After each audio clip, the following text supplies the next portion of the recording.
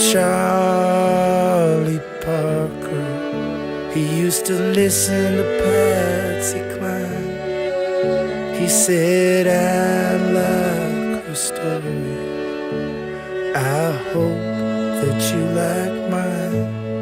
That is C.R. Avery singing his Ballad of Charlie Parker and Patsy Cline.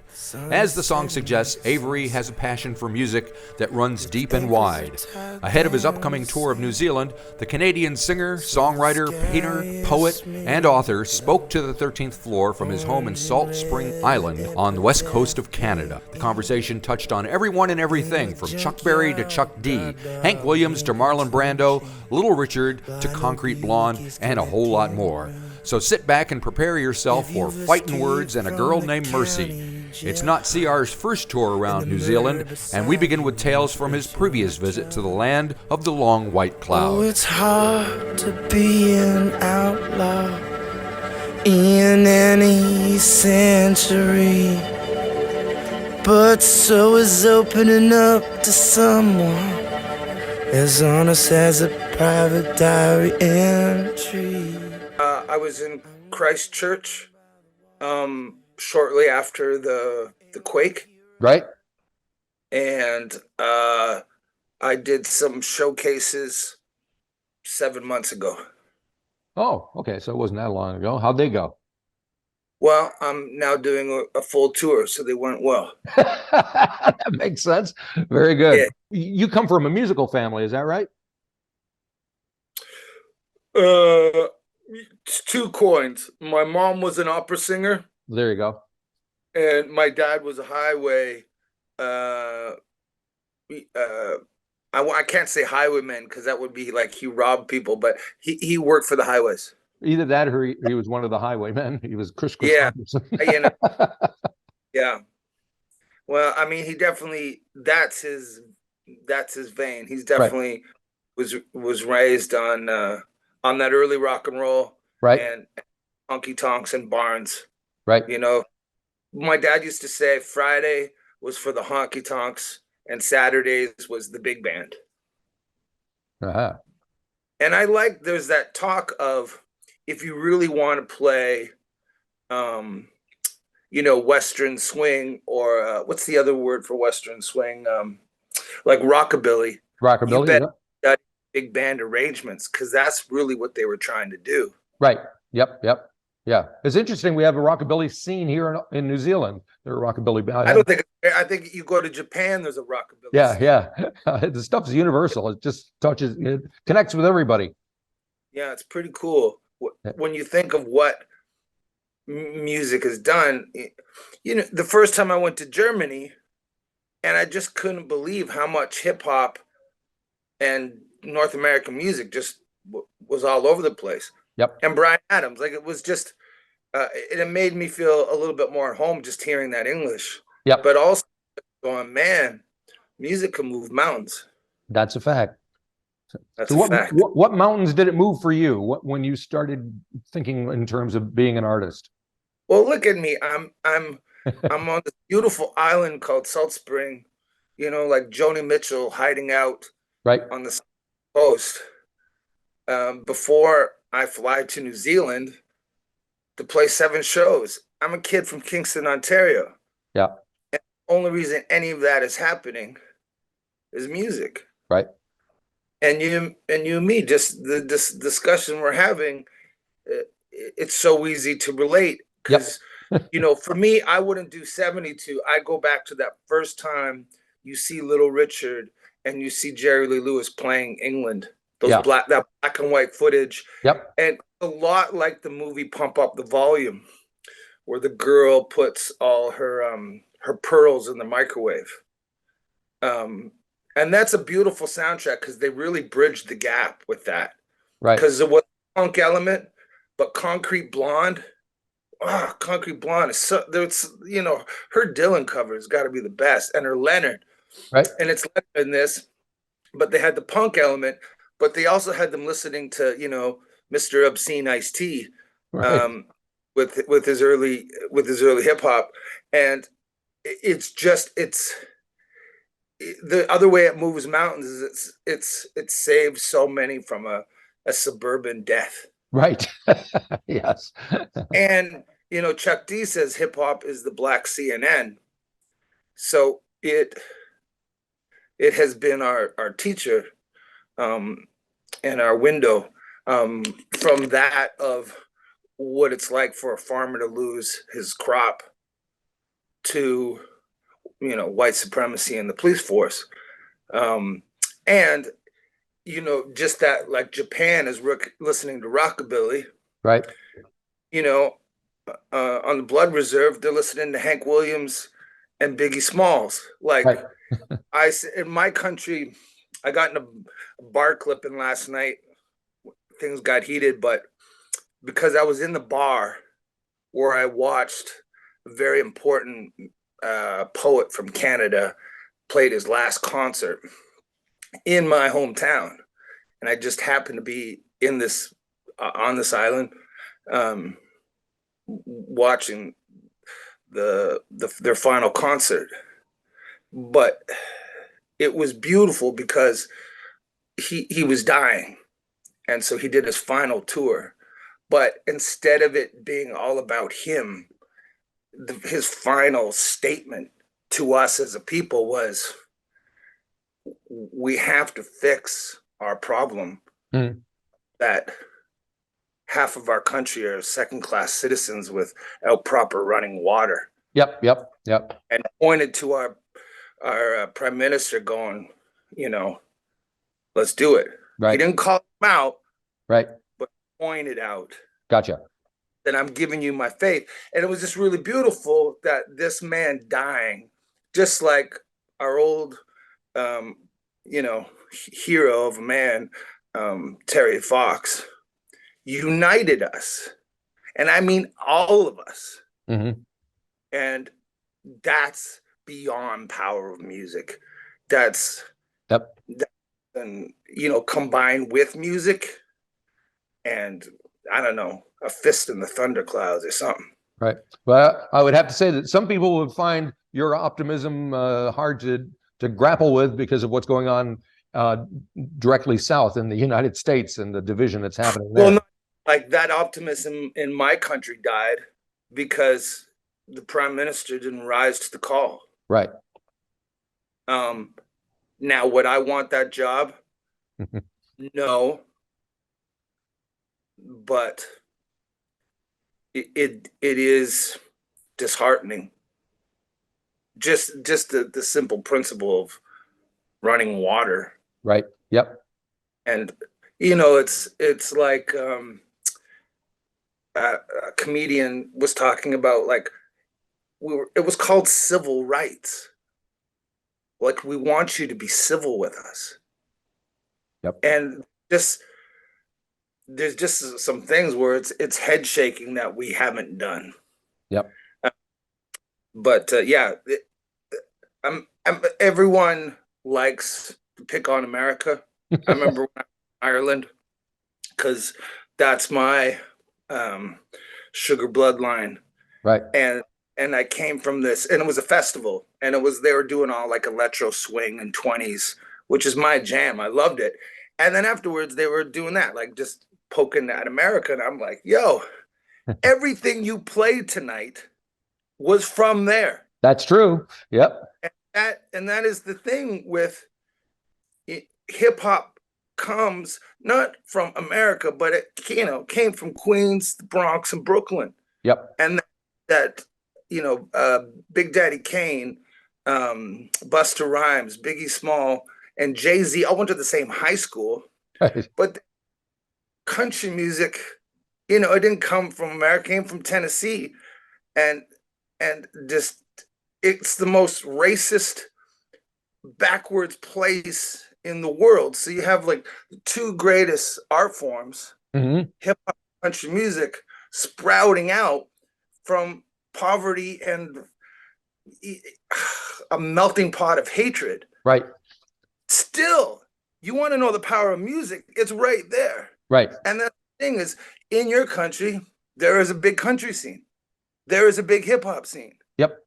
And that's the weird, and I almost think it's crazy, just to go back to Chuck, where Chuck Berry might be the greatest country singer and composer since Hank Williams, Right. and Elvis is maybe the sexiest rebel bisexual badass Yep. since, I don't know, um, I'd say Sister Rosetta. Right. Yep. Yep. It's like God's joke going, I'm going to confuse the shit out of you and you guys have to deal with it. And then just to give us the two greatest art forms out of the two greatest hells. Yeah. Yeah. Yeah. So, yeah, I mean, I get a little bit like, you know, like Leonard Cohen says, it comes, you know, democracy is coming to the USA. It's the best, the worst, baby. Yep. Yep. Yep. Yep. Yep. But it's universal. It's not just you. I mean, here in New Zealand, we have similar issues. It's basic human nature that these things happen and they need to be dealt with. And they do. But isn't it beautiful that like simple things, like in my neighborhood, we started the needle exchange. Right. Yep. Which is not the answer to drug addiction, but harm reduction, yes. Yep. Yep. And if you look at statistics, it stopped a lot of harm. Right. If everyone would listen to that statistics, it should all be changed. Right. Well, nobody likes to listen to statistics that don't agree with what they're already thinking. Yeah, word. And so, yeah, but here we are. And it's beautiful that I think comedians disarm us with talking about some heavy shit, but making us laugh at ourselves and the world we live in. Yep. And music puts tears in our eyes and helps us stop thinking and feeling. So those two things combined is boom. Yep. Yep. I've been watching some clips of George Carlin when he was near the end of his life. It's just amazing the stuff he was telling people, and he seemed, you know, like he could look into the future, even 5 or 10 years, and he saw what was going on. I highly suggest, just like the Little Richard documentary, watch the HBO doc on that man. Yeah. Because you got to remember the footage, you know, everyone has an iconic period. Yep. But the period that a lot of us remember is this guy in black pants, a black shirt, and his white hair pulled right back. Yep. That isn't 20-year-old George Carlin. Yeah. That is 30-year-old or 40-year-old George Carlin. Yep. You know, that's some Bukowski shit. Yep. That's but Ali lighting the Olympic torch. That, you know, that should have been, for his age group, doing a victory lap and everyone going, remember those jokes from 1967. Yep. Yep. That's what George was going out. Yeah. And that takes a lot of discipline and a lot of talent and a lot of zero fucks. Exactly right. I mean, he went out screaming and angry. I mean, but you have to have it. Lenny Bruce talks about the blues of watching a lawyer do his act when he was on trial. Right. Because this guy's got no timing. He doesn't know where to take the pauses. Yeah. And, you know, people doing Chappelle or Chris Rock or Louis or Amy, you realize how genius their material is, because when someone is just doing it after a couple drinks, it can fall on it's not good. Right. Yep. And so you just realize how tricky the subject matter that he's dealing with, and he's landing that plane so clean. Yeah. Like how impressive that is. Yep. Because in the wrong hands, it comes off that he hates the environment, or he hates women, or, you know, or he hates hippies, or right. You know. Yep. But it's beautiful watching a master with material. And to me, when I watch him, they talked about with Marlon Brando when he was in Streetcar Named Desire on Broadway. And what is his name? The guy with the big nose that's always in his movies with him, Carl Malden. Yeah. that it was like literally they felt like they were opening a cage. Right. and they just let him out. But when I watch George Carlin and he's kind of doing his pace, I feel like I'm watching a panther or a tiger. Yep. And it's kind of exciting because it's kind of scary. Yep. Yeah. Boy. Yeah. So are you quite the film buff scholar? Nah, I don't like any of that bullshit. Like, I don't like, if I'm a word man, I don't like people putting words in my mouth. Right. And I think it's important. Allen Ginsberg talked about love.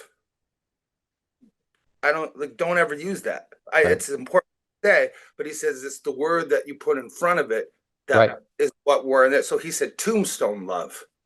Oh, now it's interesting. Mm-hmm. Cinema has as much music as the radio, Right. if not more. And the talking between the songs can be poetry. Right. So it is definitely like when you were talking about that that show with Little Richard stuff. I remember Tarantino talking about is there a film of that whole day? Oh yeah. Yeah, and he's going like, this is the greatest. Yep. Because he was a kid that grew up, in late 70s, early 80s Los Angeles and Tennessee, and he didn't like any of the hippie shit. Right. He didn't like any of the music. Right. He liked, he liked the Greaser, Switchblade, 1950 doo-wop, and then he liked, soul music. Right. And not really soul music, like dirty, under the table, badass, and but that, like I said, Chuck Berry, the first time I heard Johnny Be Good. Yeah. But I never can tell until that. Yeah. Of course, it's powerful as shit. It's like when he showed up on the scene, I think it had the same impact as the Beatles showing up. Yeah. Oh, definitely. Because Imitators came out. It just kind of changed. When it's like with Dylan, like it changed after Louis Armstrong. Nothing was the same. After Nirvana, after Amy Winehouse, after Jack White and the White Stripes, like it was a definitive moment. Yep, I'd throw the Ramones in there too. Yeah. I would actually. I would go. I think I love the podcast or radio show that Chuck D did on London Calling. Oh, right. The Clash. Just how important Joe was. Yep. Like he made a playlist just of hip hop artists that have sampled the Clash. Right. It's amazing, and that even Public Enemy was meant to be what the Clash was to rock and roll. Yep. That's what Public Enemy was going to be to hip hop. Yep. And they knew that. It's powerful. So, and the same with like the movie The Harder They Come. Yep, sure. I thought reggae was a certain thing. Everything was centered around Bob Marley and a certain period of Bob Marley. Yep. And just inspiring as a filmmaker, watching something so rough, like a folk song. Yeah. Music's incredible. Yep. So, yeah, definitely turning points. Ronaldo and Clara. when I was a 20-year-old man, that was important, and just the difference of understanding that The Godfather was just different than anything I'd ever seen. Yeah, and it wasn't just the violence. Yep. It was poetry of everything up there. Yep.